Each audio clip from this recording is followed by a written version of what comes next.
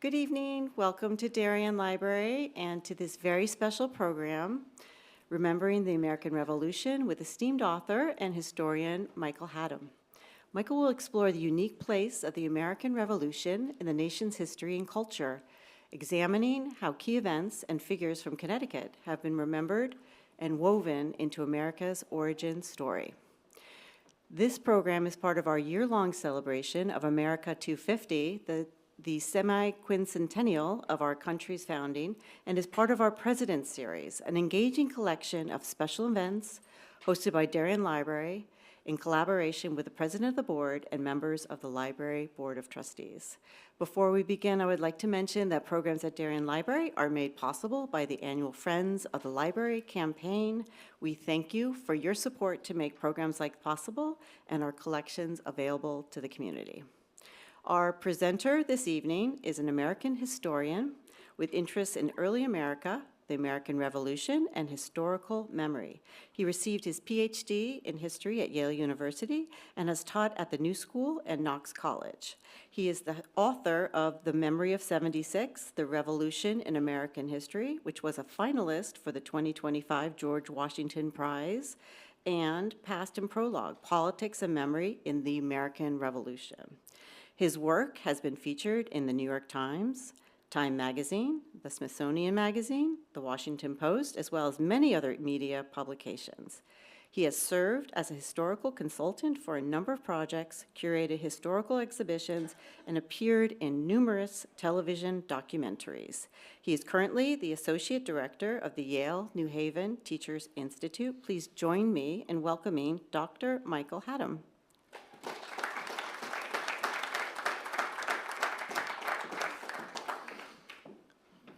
Thank you, Joanne. Thank you, everyone, for coming in seemingly suddenly bad weather.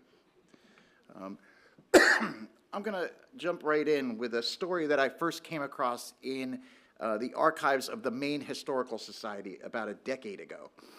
This is Eliza Wadsworth. So she was a 20-year-old woman living at home with her family in Portland, Maine, around the turn of the 19th century. And in January of 1800, having been so moved by the recent death of George Washington, she asked her father, Peleg, who was a former Continental Army officer, and he was then serving in Congress in Philadelphia, if he could get her a memento of the Revolutionary hero. And she wrote to him and said, "Papa, I will tell you what I want more than anything I can think of at present. It is a scrap of General Washington's handwriting, perhaps his name." But then she went a step further and asked, had he hair? Well, Peleg's deep affection for his daughter prompted him to write to Martha Washington and enclose Eliza's letter. And 2 weeks later, he received a reply in the mail from Tobias Lear, who was the Washington's personal secretary. And in it, he wrote, "The ardent wish expressed by your daughter and your earnest desire for its gratification have induced Mrs. Washington to comply with the request by sending this lock of hair." Now, shortly after, Eliza received a package in the mail from her father, and inside were 2 envelopes. And one was marked, "Read this first." And in that envelope, a letter from him read, "You expressed a strong wish for some relic of General Washington.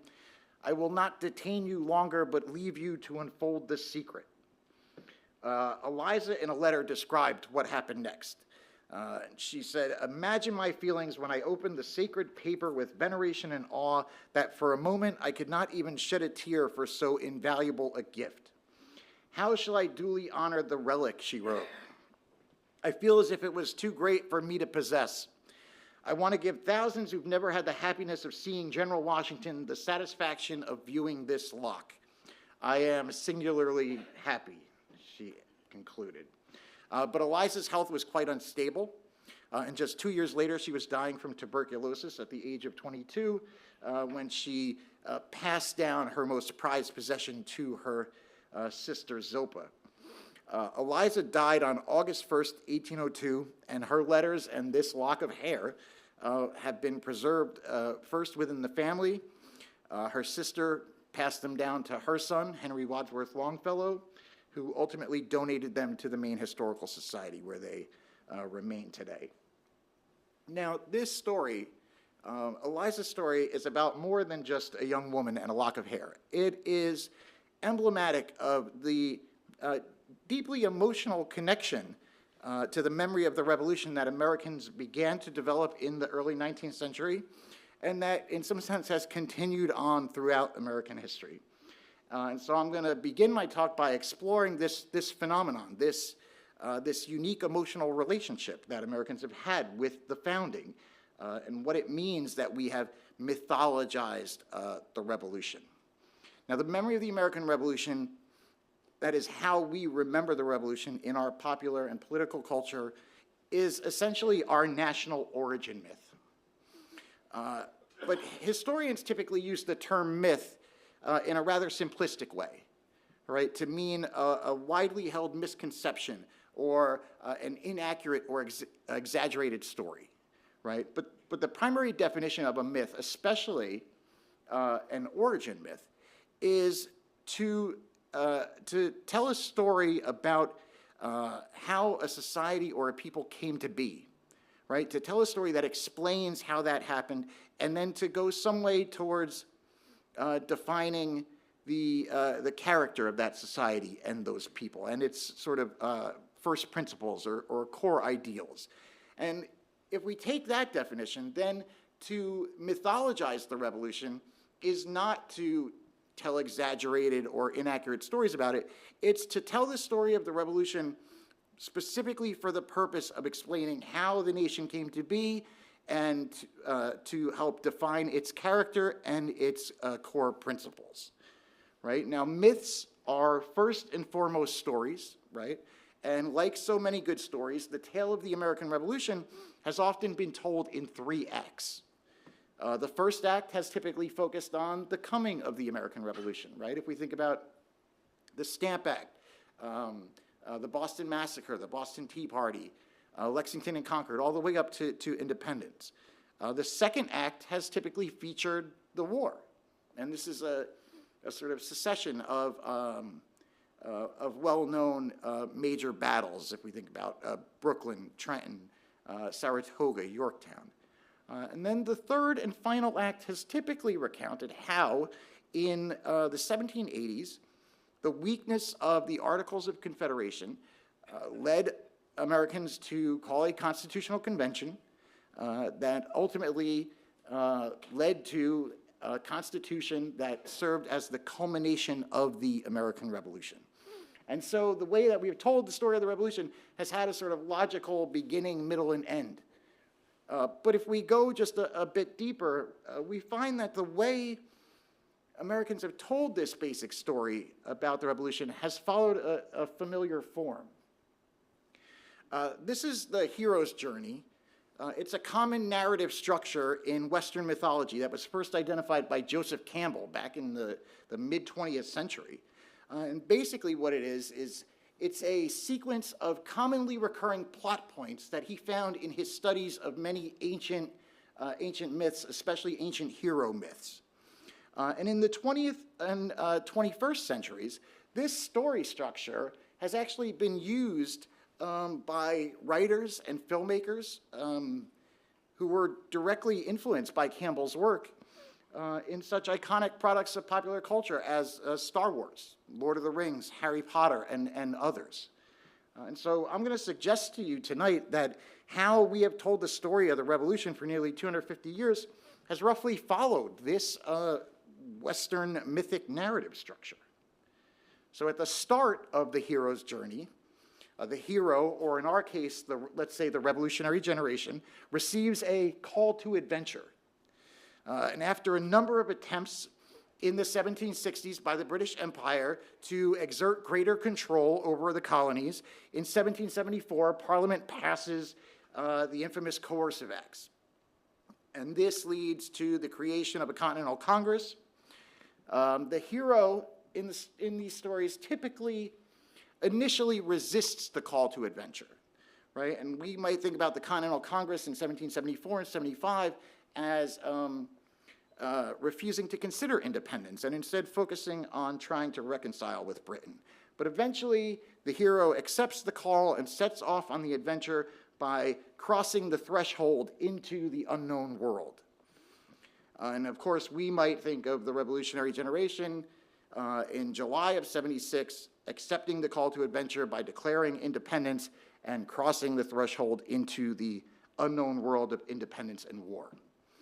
Now, the hero then typically undergoes a series of challenges and temptations.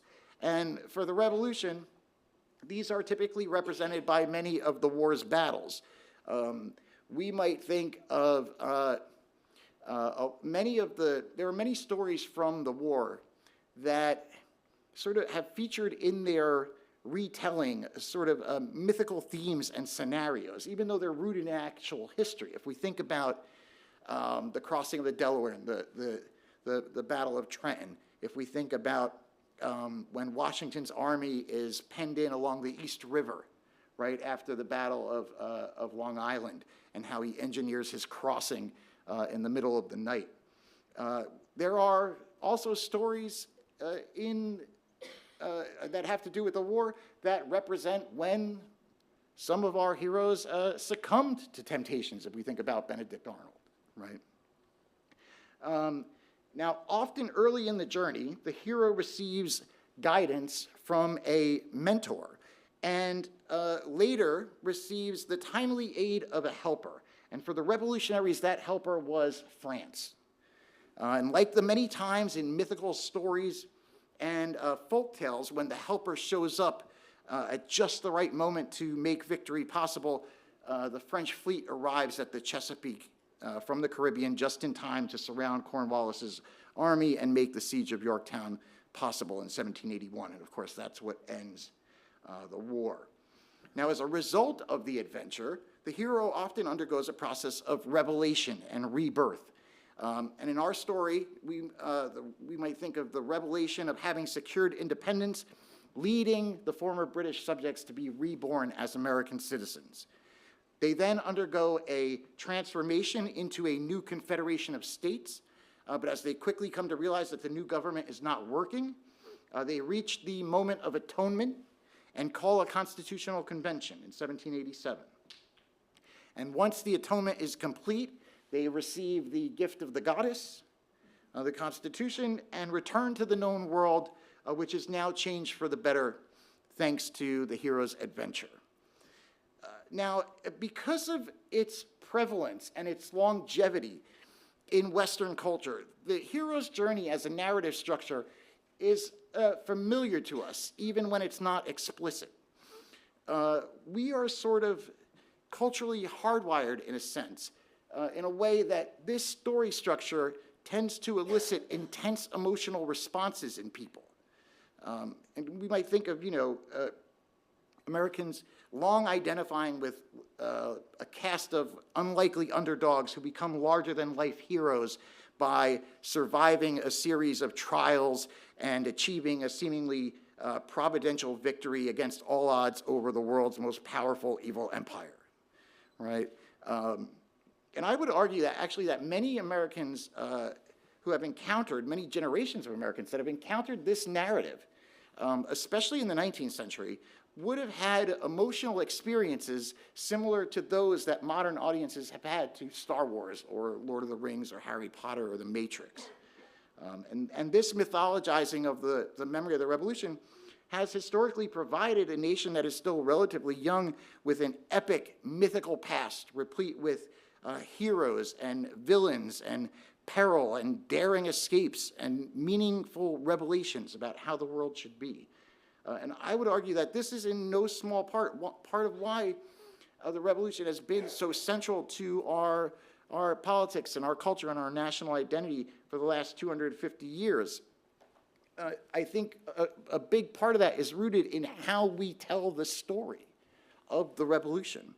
And we can actually see this in a field of study known as fandom studies. Now, this is an academic field that studies how people become fans of almost anything, but is, for our purpose, how people become fans of certain stories, of certain characters and how how their interest and their fandom in these stories leads them to form communities with fellow fans and that in ways that affect their personal identities. And so I'm going to give you an example of that. One of the ways that fans typically express their emotional connection to stories that they are particularly interested in is through conventions. These are like annual events where people get together and express their connections to various stories that they are fans of. And we might think of July 4th as a sort of similar sort of experience. Another way that fans express their connections to stories is through engaging in what's called cosplay, right? Where they dress up as their favorite characters from these stories that they have a deep emotional connection to. And of course, we have a long tradition in the United States of reenacting Revolutionary War battles in full costume, right? Or moments like the crossing of the Delaware. We can also see another way that fans express emotional connections to stories is through fan fiction. This is a website that has 637,000 stories about Harry Potter written by fans about the characters. And we might think of historical fiction as a similar kind of expression, right? That is work set in, let's say, the Revolutionary period, oftentimes featuring actual historical characters. Another way that fans express their connections to stories is through fan art, where they create artwork that depicts famous scenes from the stories that they have a connection to. And we might think of John Trumbull's paintings, or Emanuel Lewitz's famous painting of the crossing of the Delaware, as fan art of the American Revolution, in the sense that clearly the artists have a deep connection to the event that they are depicting, and they are trying to convey that emotional connection and to foster a similar response in their audience. And there's one other way that fans express connections to stories, is through visiting the recreations of the world of their stories, right? So if you're a Harry Potter fan, you can go to Universal Studios and walk down a part of the set. If you're a Lord of the Rings fan, you can go to New Zealand and visit the preserved set of the Shire. And people visit these places because they want to inhabit the stories that they have a deep emotional connection to. And because it strengthens their connection to those stories and to the community of fans. And of course, that's not dissimilar to the reasons why Americans have long visited places like Colonial Williamsburg, right? Or the Boston Freedom Trail, or Independence National Historical Park. So we can see that many of the ways that Americans have celebrated or commemorated the Revolution have similarities to these fan cultures, right? And that is, I think, because we have often told the story of the Revolution in a similar manner to the kinds of stories that give rise to these fan cultures. They get created when a story takes hold of people's imaginations, and they establish a deep emotional connection to that story to such a degree that it goes on to shape part of their personal identities and leads them to create a community with fellow fans. And so we might see civic analogies in the way that we react to how the story of the Revolution and how it's told. And so what I think is that at the heart of our relationship to the Revolution is something really elemental about how we relate to these kinds of stories and the effects that they have on us. And so I would suggest to you that part of the power of the memory of the Revolution actually comes from the fact that it is an origin myth that we tell in the form of a hero myth, right? So it's doing twice the work. The story structure, the way that we structure and tell the story of the Revolution. And I think that understanding the form in which we tell the story can actually tell us a lot about why we have historically had this unique emotional connection to the founding. But what Americans have typically done with that emotional connection has varied very widely, as widely as the political spectrum. And so I'm going to give you some examples of that. For much of the nation's first 50 years, the Declaration of Independence primarily symbolized independence, but also the union of the states. And the most important part of the Declaration was not the preamble, it was the grievances and the solemn pledge at the end. That only began to change in the 1830s with the rise of abolitionism. In fact, it's the abolitionist movement that creates the sort of modern memory of the Declaration of Independence as being defined by the preamble and not the grievances or the solemn pledge at the end. And they focus on the preamble and particularly the ideals of liberty and equality expressed in the preamble of the Declaration. Abolitionist writers and orators constantly mention the Declaration and its preamble, including in the first issue of The Liberator, which is one of the most important abolitionist newspapers of the era. And in the first issue of that new publication, William Lloyd Garrison wrote about assenting to the self-evident truth maintained in the American Declaration of Independence that all men are created equal and endowed by their Creator with certain inalienable rights, among which are life, liberty, and the pursuit of happiness. I shall strenuously contend for the immediate enfranchisement of our slave population. Abolitionists meeting in Vermont in 1833 passed a resolution stating that slavery in 1833 is incompatible with the Declaration of Independence in 1776. And in 1839, the Old Colony Anti-Slavery Society in Plymouth, Massachusetts, passed their own resolution stating that the Declaration was, quote, the fundamental document of our national existence. In other words, the abolitionists defined the Declaration by the preamble and the principle of equality, and they defined the revolution by the Declaration. But this did not escape the notice of Southerners, as you can imagine. And in a newspaper in South Carolina in 1835, one pro-slavery writer dismissed the phrase, all men are created equal, calling it merely a rhetorical flourish, and blamed that sentence in the Declaration for the rise of abolitionism in the North. Another Southern writer claimed that the Declaration in the hands of abolitionists had become, quote, a very seditious instrument. That is because for many Southerners, for many pro-slavery Americans, it was the Constitution that they understood as the defining document of the Revolution, not the Declaration. And that is in no small part because it was the Constitution was their best tool for protecting slavery in the antebellum period. So for them, the Constitution is the defining document of the Revolution, not the Declaration. At some point, Garrison and his abolitionist followers actually come to agree with many Southerners that the Constitution was a pro-slavery document.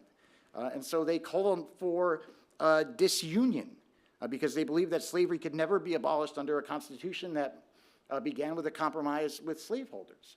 And you can see this, this banner from the 1850s. Not all abolitionists agreed with them, though. Frederick Douglass, in his famous speech on July 5th, 1852, he famously said, I differ from those who charge this baseness on the framers of the Constitution. It is a slander upon their memory, and then he went on to call the Constitution a glorious liberty document. This sort of turning by abolitionists on the Constitution sort of culminates in 1854 in Framingham, Massachusetts, at a July 4th event, when Garrison famously pulls out a pocket copy of the Constitution and calls it a covenant with death and an agreement with hell, and then he sets it on fire to a cheering crowd. What's happening here is that you have these two sides, these two sides split across the political spectrum, who see our two founding documents as fundamentally different, right? As essentially as opposing one another. the Radical Declaration with its pronouncements of liberty and equality, and the Constitution, which established and maintained law and order and slavery. And abolitionists and pro-slavery Americans fought over which document defined the revolution, which principles defined the revolution, and by extension, the nation.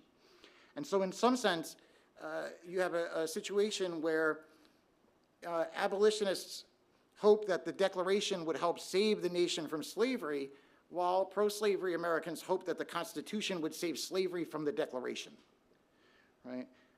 And this is a theme that actually runs throughout my book, this sort of conflict between, or contest between the Declaration and the Constitution over which is the defining document of the revolution and the nation.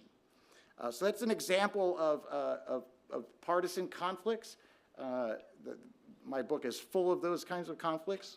But I want to give you a sense also of just how far across the political spectrum the memory of the revolution has been used. In the 1930s, as part of its Popular Front strategy, the Communist Party of the United States of America used the American Revolution and the founders to redefine itself and its agenda as a sort of extension of the nation's revolutionary origins. They adopted this slogan, "Communism is the Americanism of the 20th century," and here it's combined with the famous painting of the spirit of 76 from the late 19th century. And the Communist Party of the USA found great value in reminding Americans that the country had won its independence in a great liberating revolutionary struggle.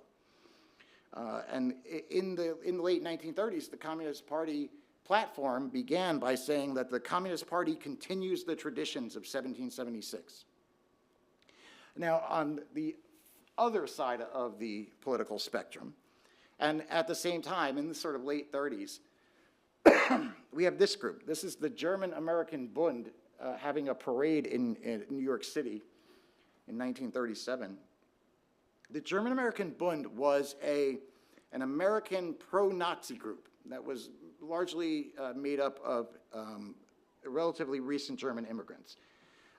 And they also used the memory of the revolution for their political cause. And their primary political cause was isolationism. They wanted to convince Americans to not support the United States entering into World War II, right?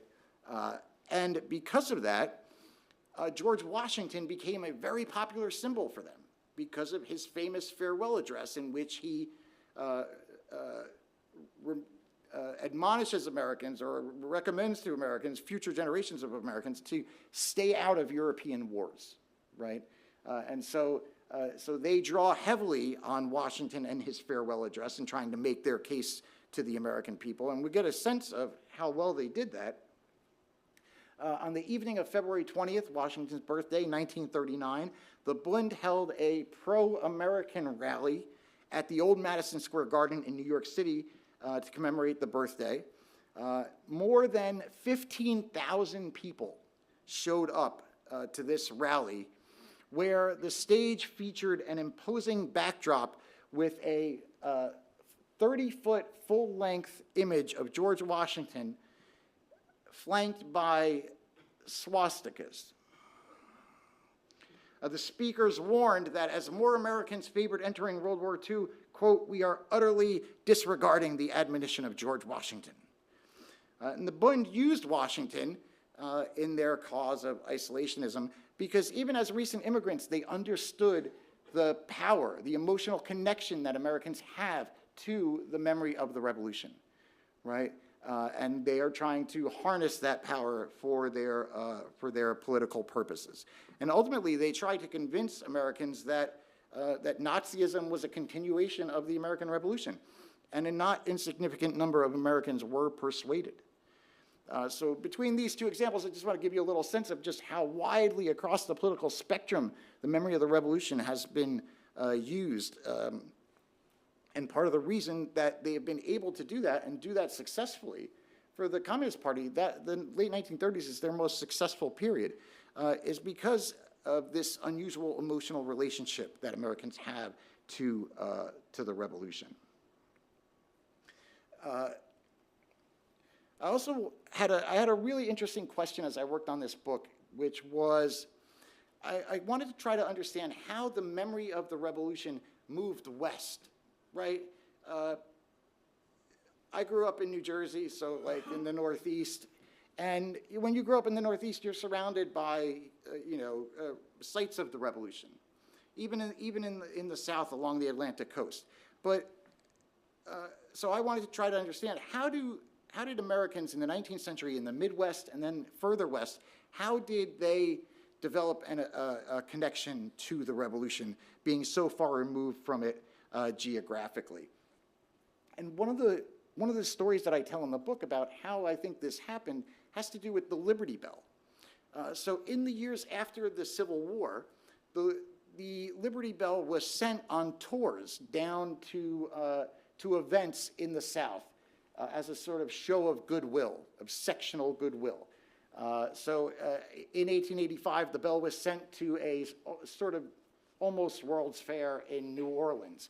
And here you can see a cartoon from a newspaper showing African-American family seeing the bell, visiting the bell.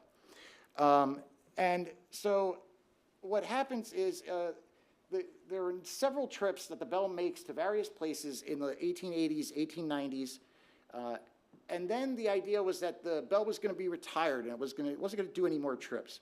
But in 1915, with World War I looming, the mayor of San Francisco, who was about to host the Panama Pacific International Exposition, it was kind of like a West Coast World's Fair, he requested the state of Pennsylvania that they send the bell to this exposition on the West Coast. President Wilson thought that this was a good idea because he thought it would rally people and get them to buy war bonds. But the state legislature of Pennsylvania had to be convinced. And so the mayor of San Francisco, a guy named Jim Rolfe, he started a letter writing campaign that got more than 500,000 school children to write letters to the Pennsylvania state legislature. And eventually they relented. And the bell was prepared to be sent to California in 1915 on a train called the Liberty Bell Special. And you can see it had its own car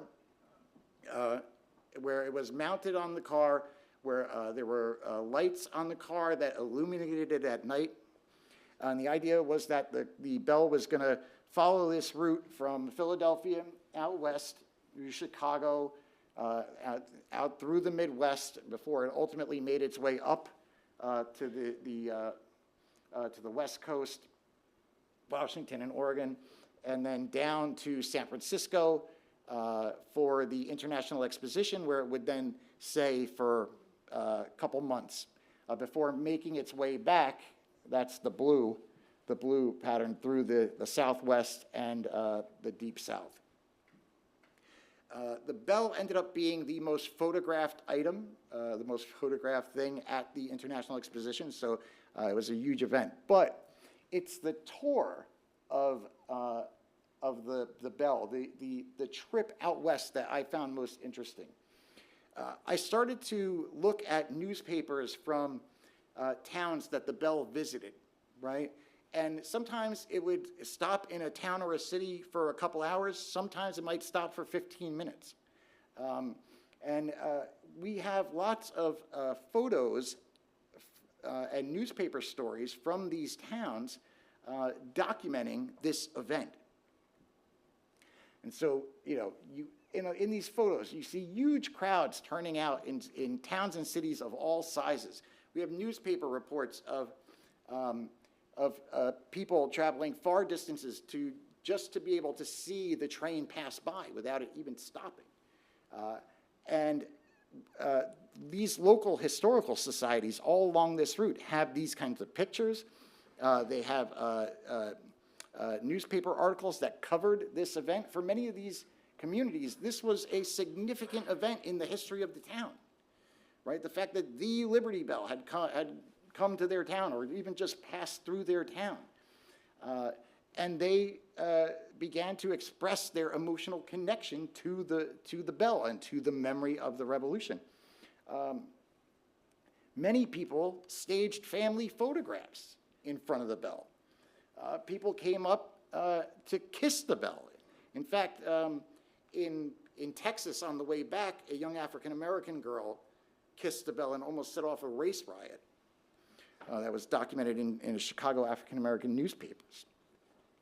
You can see that this is a major event in the history of these places and a significant and memorable event in the lives of these people, right? And by reporting it in their newspapers, by taking photos, family photos like this, by writing about it in their diary. We have diary entries about people who went and visited the bell. They were, in a sense, creating their own stories that expressed their emotional connection to the revolution, right? That were tied up not just in the events of the revolution, but in this event 150 years later, when they got to have a tangible experience, a tangible connection to the memory of the revolution. Now, I want to share one more story with you from the book. And here you can see the bell on parade when it got to San Francisco. I want to share one more story from the book that is my favorite story from the book. And this is another example of the importance of how we tell the story of the revolution. This is Robert Goldstein. He was a Jewish German-American costumer in Los Angeles in the 1910s. And he had been a small investor in D.W. Griffith's Birth of a Nation, right, which a rather horrible film, but a sort of groundbreaking film that was one of the first blockbuster Hollywood film. And that was about the Civil War. And Goldstein thought, when he saw the success of Birth of a Nation, he thought that a sort of similar large-scale historical epic film about the American Revolution could be just as successful, if not more. And so he raised a large amount of funding, actually, for the time, for what would be the first full-length feature film about the American Revolution. There had not been one up until this point. And he wrote, produced, and directed this film himself, though he had no experience doing any of those things. And his film, The Spirit of 76, actually debuted in Chicago in May of 1917. But this is 1 month after the U.S. had officially joined World War I on behalf of its new ally, Great Britain. Now, the thing you need to understand is that throughout the 19th century, Great Britain had played the role of evil villain in the popular memory of the revolution, right? But around the turn of the 20th century, as relations between the United States and Great Britain had become friendlier, and this started to become a little problematic.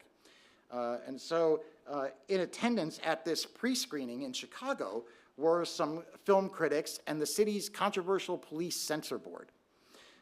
And though one critic described the film as patriotic, the head of the censor board, this man, Major Metellus Lucullus Cicero Funkhauser, he disagreed. He objected to scenes. There are a couple scenes in the film that seem to show British atrocities. So there was a scene in the film where you see British soldiers ransacking an American house, and a British soldier with the camera to his back drives his bayonet through a baby's crib. All right, there were other scenes of British soldiers assaulting young American women, right? And these scenes, Funkhauser said, would, quote, arouse bitterness and sectional feeling against England, now one of our allies in the present war. And so he seized the film, and he called the Justice Department. And eventually, Goldstein was allowed to show his film, so long as he deleted the offending scenes, right? Which he did, and it was shown in Chicago. Now, we don't know why, but by the time that the film was ready to premiere in Los Angeles in November of 1917, Goldstein restored the deleted scenes. He was arrested immediately after the premiere of the film, and he was charged under the very new Espionage Act, which had just been passed a few months earlier to crack down on public dissent against the war. And so his bail was set at $10,000. The LA Times ran this headline: "War of Revolution film seized by government." The case went to trial, and it was presided over by Judge Benjamin Franklin Bledsoe, who agreed that the film would, quote, "arouse our revenge and question the good faith of our ally Great Britain." The media reported all kinds of unfounded rumors that Goldstein was a German spy or an agent. They called the film German propaganda. And eventually, Goldstein was found guilty and sentenced to 10 years in federal prison and a $5,000 fine for making the first full-length feature film about the American Revolution. Now, he was actually released from prison early in 1921 because there was a review of Espionage Act convictions after the war ended. And he tried to revive the film, but he was not successful in doing that. And he eventually had to leave the country looking for work. So he leaves and he goes to Europe in search of work. And he last turns up in the historical record in Berlin, in Nazi Germany in 1935, where he is arrested for being unable to afford to renew his passport. And that is the last that we hear of Robert Goldstein. This is an example of the importance of not just how we tell the story, but when we tell the story of the revolution, right? Goldstein, I'm sure Goldstein thought he was making a patriotic film, one that was based on the memory of the revolution that he had learned when he was a kid, in which Great Britain was the sort of evil enemy. In some sense, his great tragedy is that if he had made this film a few years earlier or a few years later, things would have turned out very differently for Robert Goldstein. But instead, he was imprisoned as a traitor for making the first feature film about the American Revolution. And that film is lost to time because no copy of The Spirit of '76 has ever been found. So we do not have the first full-length feature film ever made about the American Revolution. And so this is an example, of, again, of not just how we tell the story, the importance of that, but also when we tell the story. And this is the kind of thing that my book chronicles, not just partisan conflicts, but the ways that shifting political and cultural circumstances influence how we remember the American Revolution. And so I want to conclude just by arguing, and in the book I make this sort of point that the memory of the revolution has essentially served as a sort of vehicle of expression for Americans. It's provided us with a sort of shared political language, right? If we think of terms like liberty or equality, tyranny, democracy, constitution, you can't use those words in ways that they don't have some connotation that goes back to the revolution. And so the revolution has given us this sort of shared political language that we have used to sort of mediate our political conflicts. And just like with regular language, you know, the terms that we use can often mean different things to different people, and those meanings can change over time. But for essentially 250 years, we have used this language of the revolution to sort of express our political beliefs in the present and also express our visions of the future. And so I conclude the book essentially by arguing that it is part of our birthright and our civic duty as American citizens to determine what those terms, what those ideas, what the revolution as a whole means to us in the present. That's what my book shows. It shows generations of Americans, one after the other, reconsidering what the revolution means to them in their own present moment, right? Whether it's the abolitionists or pro-slavery Southerners, for that matter, or Robert Goldstein, or in the book I talk about how this went on during the Cold War and during the bicentennial.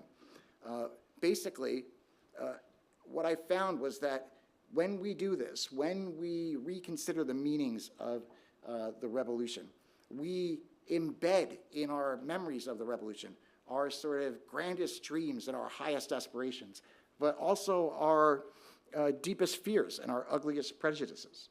And that's because when we look at the revolution, we're effectively looking into a mirror, right? We see ourselves in the revolution, and we see the revolution in ourselves. The revolution is always in the eye of the beholder. That's what I found working on this book.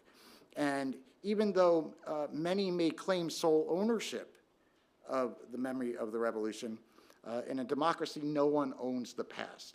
The memory of the revolution belongs to each and every one of us to make of it what we will, for better and worse, and this 250th anniversary is a real platform to do that. So for this 250th anniversary, as we think about what liberty means to us in 2026, what does equality mean to us in 2026? What does tyranny mean in 2026? In doing that, we are joining a part of a long American political tradition that goes all the way back to Frederick Douglass and the abolitionists. Thank you very much.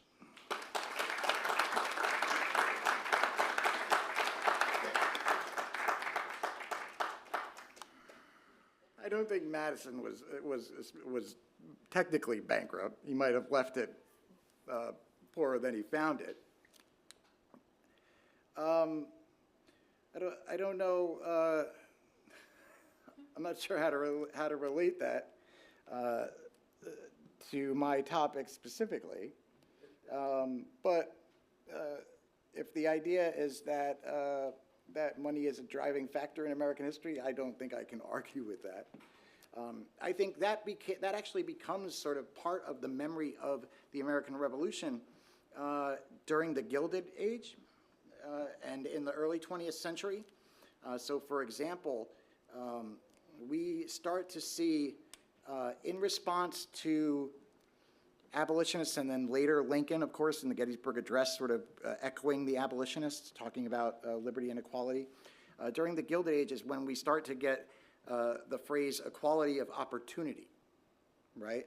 Which is to say not equality of outcomes, equality of opportunity, and that is, of course, a way of justifying the status quo, right? The current inequalities. During 1932, during Washington's, the bicentennial of Washington's birth in 1932, there was a concerted effort by the business community to adopt Washington as a sort of proto-capitalist.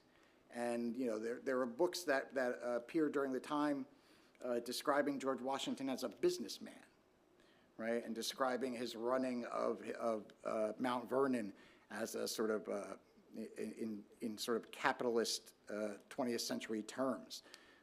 So yeah, it is the case that money not only affects American history generally, but also how we remember the revolution. If we think back to the bicentennial, there were lots of conflicts about the commercial nature of the bicentennial, right? People used to spell bicentennial B-U-Y, right, because of the overly commercial nature of it. So yeah, the theme of money is pretty constant throughout American history. As a historian, I cannot predict the future. In some sense, at this point, I'm kind of just hoping that it will be taught 25 or 50 years from now. I mean, as a historian, I am constantly seeing, history departments at colleges across the country being folded into sort of combination departments with a bunch of other fields. I mean, the transition from teaching history and government and civics as their own separate subjects, worthy of their own amount of time, over the around the 1980s, we decided to combine those into social studies and call it social studies, right? And add geography in that too. In a sense, sort of devaluing all three, right, and giving less time to each. So there's been a long-term trajectory in the decline of really in the decline of the humanities generally, and of public sentiment towards the value of the humanities and of history. And I don't know that I especially see that changing. So if we are still teaching history 50 years from now, I might consider that a small victory. I'm not quite sure about that, but what I will point out is your question is a really good example of my focus in the book is on what I would think of as the national memory of the Revolution, sort of writ large in a way that makes it meaningful and accessible and recognizable to as many Americans as possible, right? But at the same time, countless places all over the country have their own local memories of the Revolution, right? That have a significant, that have had a significant impact on those locations. And that, in some sense, end up having to be told in a way that reinforces the national story, right? A more well-known example of that has to do with Lexington and Concord, right? Those two towns fought each other throughout the 19th century over which one was the site where the first American fired at the British, right? And they had these pamphlet and book wars for decades. And that's because something was really at stake there, right? Which was the first moment of resistance. The narrative of Lexington was that the British arrived and the Minutemen on the Green dispersed, and then they were fired upon, right? But not that any American fired back. And so no American fired until they eventually got to Concord, and this is the conflict that they went through. But it was the reason that they fought over it so much was because it was about securing their local place in the national memory, right? And so these local memories are really important. Unfortunately, historians don't pay enough attention to those local memories of the Revolution, what's a place like Lexington and Concord. You know, those are often left to local historians to do that work, you know. And I found lots of stuff like that from around the centennial in 1876. We tend to think of these anniversaries as times when people get more interested in the history of the Revolution, right? But actually, that's often not what happens. In 1876, we had a big centennial anniversary, but one of the biggest effects of the centennial was President Grant issuing an executive order calling on every county to produce a history of their county, right, as part of the centennial. And many towns and counties did that. And because of that, we have these town histories from the late 19th century, you know, which preserve and continue these local memories of the Revolution. And in fact, in 1976, the American Revolution Bicentennial Administration ended up giving tons and tons of grants to all kinds of local historical sites and museums and history-related groups, and had a much more of an impact on interest and the development of local history than it did on the memory of the Revolution. So, yeah, I'm telling a national story here, but there's a whole layer underneath that story that is not just interesting but important. I have to tell you, I have not been a serial attender of reenactments, though I have seen the crossing of the Delaware many years ago when I was growing up in New Jersey. You know, I don't know. I think, you know, those kinds of things, I think probably the more local they are, you know, the more meaningful they can be, especially to younger children. You know, children love stories, right? And this whole talk has been about how we tell the story of the Revolution. You know, I don't know. When I showed you that slide of historical fiction, of fan fiction, and one of the books up there was the 20th century classic Johnny Tremain, but the other one was a book by Laurie Halse Anderson.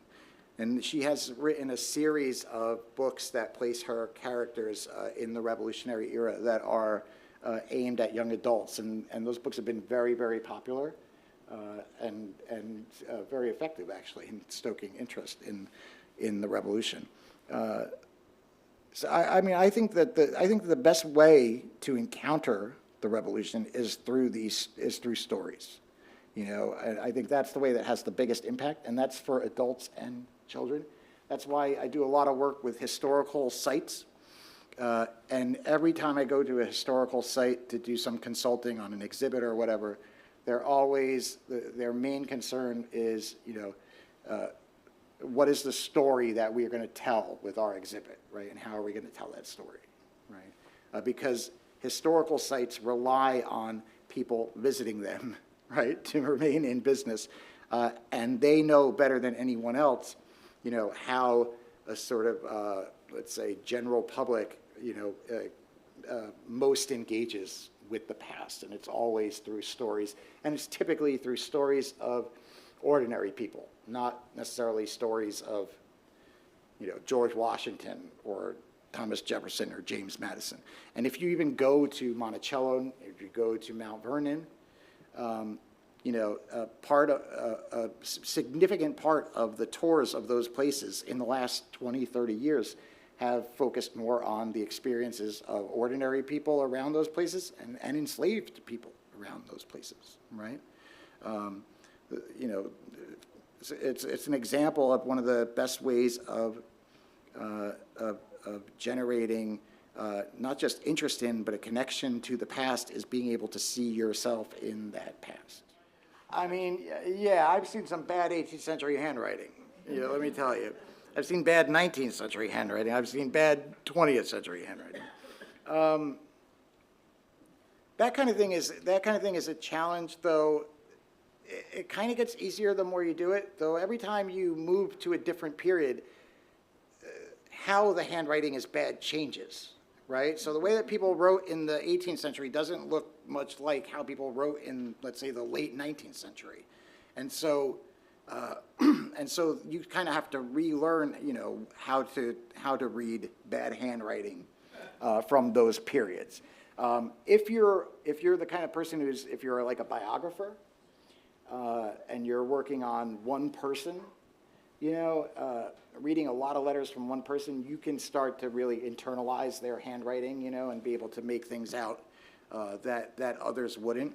So it's kind of you know, it's kind of a process that you go through. In terms of the transcription thing, I mean, we talk about, you know, teaching history 50 years from now. I struggle to see how we will have historians 50 years from now who will be able to engage with the past and with the archives the way that historians have for the last 150 years. And that is because, I don't know about you, I have two kids who are 19 and 18, and neither of them can read or write cursive because they're not taught that in school. How are you going to read an 18th century manuscript if you can't read cursive, right? So we don't teach that anymore in schools, and so that will be a special skill that you will have to learn if you want to be a historian. Like the kind of course that you're talking about, history departments offer what they call paleography courses. That's teaching you how to read old manuscripts. But those courses are typically about reading manuscripts from the 14th or 15th or 16th centuries. They're not about reading modern or relatively modern handwriting. But we will have to offer those kinds of classes for reading cursive. But there are, if you're interested in trying it out, there are many actually. There are many examples of what are called transcription projects, where anyone can sign up to do these transcriptions, and they end up getting reviewed and vetted, of course. But one of the projects that has recently opened in that vein is the pension applications of Revolutionary War veterans, which are all held at the National Archives. And the National Archives put up a website last year where you can go and you download a file that hasn't been transcribed yet, and you transcribe it and submit your transcription. And I mean, I would encourage you to do that if you're so inclined and have an interest in that. Those pension files are really an amazing archive, because the first Pension Act was in 1819, and for Revolutionary War veterans, and as part of their applications, they had to write an account of their service, right? So the majority of their applications is their narrative account of their experiences in the Army, in the Continental Army. And in fact, I write about this in the book. Before the 1810s, the Continental Army veterans were not celebrated in the United States, right? The militias, the state militias, were celebrated because they were men who had property and attachments into their community. But the men who joined the Continental Army, you know, were young or old. They had no families. That's why they were able to join the Continental Army. And many people looked at the Continental Army as a sort of a riffraff, you know. And it's not until the 1810s when Americans start to realize that the revolutionary generation is rapidly dying off, that they start to rethink about how they felt about Continental Army veterans. And that leads to this Pension Act in 1819. And a lot of their accounts were published in like local newspapers. They start to become local celebrities as we lead up to the 50th anniversary in 1826. And of course, when we all know about the Lafayette's tour in 1824, when he comes, he gives everywhere he goes, he gives local Continental Army veterans pride of place in the events, you know, so sort of really putting them into the popular memory of the Revolution. And so I say that in some sense they wrote themselves back into the memory of the Revolution through these pension applications, which you can read yourself at the National Archives website. In some sense, few, because the American Antiquarian Society was actually founded in 1812. So it is the third historical society founded in the United States. The first is the Massachusetts Historical Society. I can highly recommend the Massachusetts Historical Society. The second was the New York Historical Society, which was established in 1804. And then the American Antiquarian Society was established by Isaiah Thomas in 1812 as the War of 1812 was starting. And the reason that it was started in Worcester and not in Boston was because of the war. And there was a concern for these manuscripts that they could be destroyed if Boston was attacked. And that's why the Antiquarian Society was established westward, right, to sort of protect these manuscripts from the war. So any of those three for sure. I don't know how many of you have been to the Museum of the American Revolution in Philadelphia. I was impressed with that. You know, I thought they did a really good job. Their current exhibit on the Declaration for this year, I think, is quite good. I tend to like, you know, smaller historical sites. I typically find more interesting, but yeah, any of these state historical societies tend, at this point, have been around for a very long time and are very good. I can also tell you that I recently saw an exhibit of Revolutionary era pamphlets at the Pequot Library in Southport, which was incredibly impressive given the size and location of that library. That exhibit is really impressive, and it is still there. It'll be there for a while. So if you pass by there, it's certainly worth stopping in to see that. But yeah, any of these state or even local historical societies, you know, if they don't necessarily have what you're looking for, they're the kind of people who you can ask. You know, where can I see this kind of thing or that kind of thing? And I can tell you that people who work at historical societies tend to be very smart and very nice people, and they are always more than willing to help, you know, anybody with questions like that. So.